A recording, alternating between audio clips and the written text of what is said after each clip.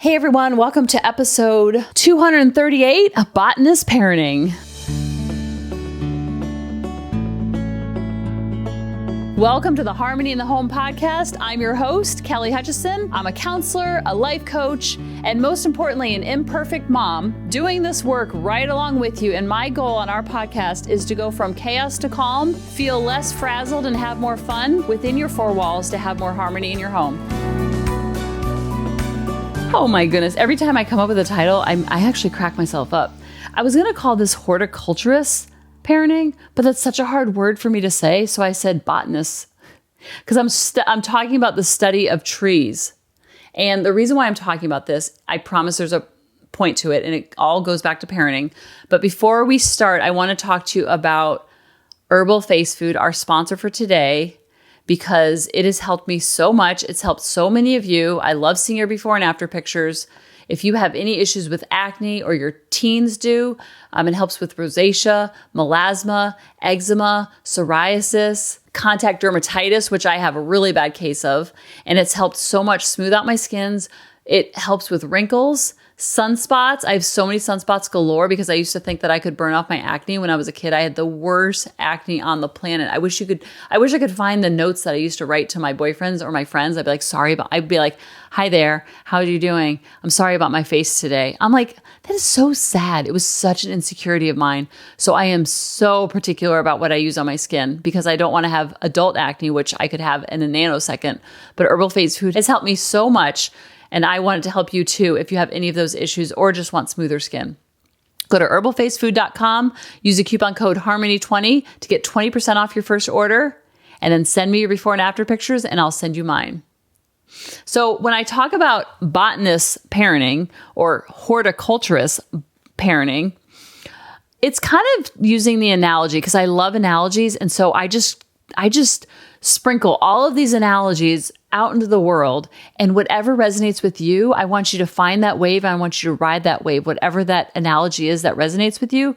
Because once you find that analogy, all of a sudden the light bulbs go on and you're like, yes. So that's why I'm always using analogies, and I'm using a lot of different ones because the more analogies I can use, the more you can ride on different waves. Because an analogy might work for one, but not work for the other. Just like when we're parenting, like the way I parent one child is not the way I parent another child. The way when I was teaching, the way I taught one child or one group of children was not the same I taught all 20 children. When I was counseling in the schools, the way I counseled one child in first grade versus the fifth grader, totally night and day. So you're always doing that dance and figuring out the child that you have in front of you, not the child that you thought you would have. I want to say that again. I want you to parent the child that you have in front of you, not the child that you thought you would have, or not the child that you dreamed that you would have, or not the child that is your clone.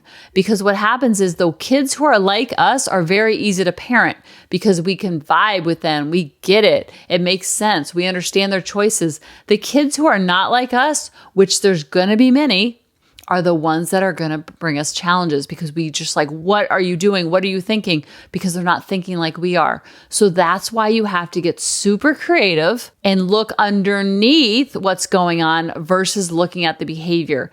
Because I use the analogy of like, if I was having a rash and I kept treating the rash with cortisone, and the rash wasn't going away or it'd go away temporarily, that's the same way most parents want to parent. That's how I parented for years, is focusing on the behavior and hitting down the behavior, not hitting the child obviously, but trying to attack the behavior head on. And I felt like I was playing that whack-a-mole game because once I would address one behavior, then another behavior would come up. And I was constantly playing that whack-a-mole game because I wasn't getting underneath what was causing the rash. I was always treating the rash, analogy speaking, not getting underneath the food that was causing the rash. The granola bar, the cheese stick, was it dairy? Was it yogurt? Was it tuna fish? I'm only speaking an analogy here. I didn't actually have a rash. Same if you've ever breastfed or your wife ever breastfed and the child starts to develop a rash or they're super colicky. What do? We don't treat the colic. I mean, we might with some gripe water, but we look at what is the mom eating? What is the child absorbing from the mom? The same thing works with energy and behavior and temperament. What are they absorbing from us? And so when we think about a botanist or someone who is a horticulturist, Very tough word. We added some plants in our backyard, and we added some trees in our backyard. One of them was struck by lightning. We didn't know it was struck by lightning, so we brought out a botanist to figure out, why did our tree die? What's going on with our tree? What the botanists and the horticulturists do is they study what's going underneath the tree. They don't just say, oh, your tree's dead, let's bring in another one. Why did this happen? We didn't know it was struck by lightning until we had a tree expert come out and look at the roots, look underneath, look at the tree bark. Same thing goes with flowers. Same thing goes with any type of gardening that you're doing. When something goes wrong, you're going to look at the soil. You're going to look at, what are you feeding it? How much sunlight is it getting? How much fertilizer is it getting or not getting? We have a whole patch of dead grass on the side of our yard, and we could not figure it out, or I couldn't figure it out. And then David realized it's in a huge shadow. It never gets direct sunlight, so it's having a hard time growing. We didn't get mad at the grass for not growing. David got creative. He's like, oh, I realize it's never getting direct sunlight because it's so shadowed because of the trees and it's in between two houses. So I want you to do the same thing with your children's behavior, especially the frustrating behavior. Look underneath it. Are they teaching emotional regulation? Are they learning about emotional regulation? Are they using love and logic? Are they giving choices? Are they having autonomy in their life? What is going on underneath? Are they getting negative energy from the parents or from you? Are they getting more criticism than they are getting complimenting? Are they feeling like you don't like them? Are they feeling they know you love them, but are they feeling like you like them too? Because when kids are being yelled at or they feel like their parents don't like them, they don't stop loving the parent. They stop liking and loving themselves. So when you know that, you're like, oh, not that your child's behavior is your responsibility, but your behavior is your responsibility. And you'll realize, just like the child that absorbs the nutrients from the mom who's breastfeeding, your child will absorb from you your energy, your vitality, your oomph, your love, and your like for them, and they will take it on as their own. Just like a tree needs all of those things. It needs fertilizer, it needs sunlight, it needs water.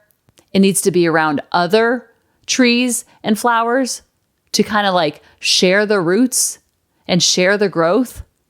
And that's where it blooms, just like you can. So instead of looking at your child's behavior and focusing on that, look underneath the behavior, see what's going on, help them to understand what's going on so they don't feel like a bad kid who is always in trouble.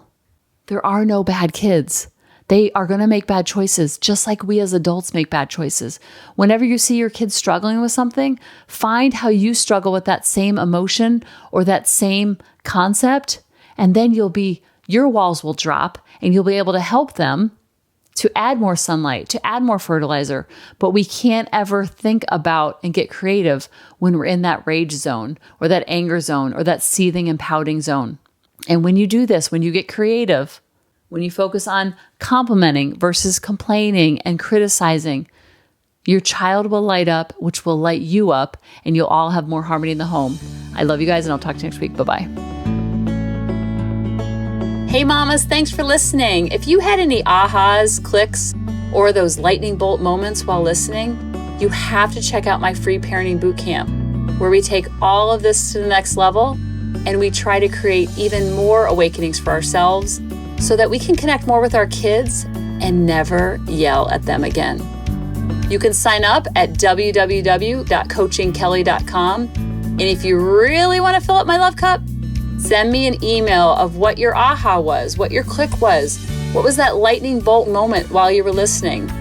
I want nothing more in life than for you to have harmony in your home and to learn how to be an imperfect mom like me, which allows your kids to be imperfect too, each and every day. Thanks for listening.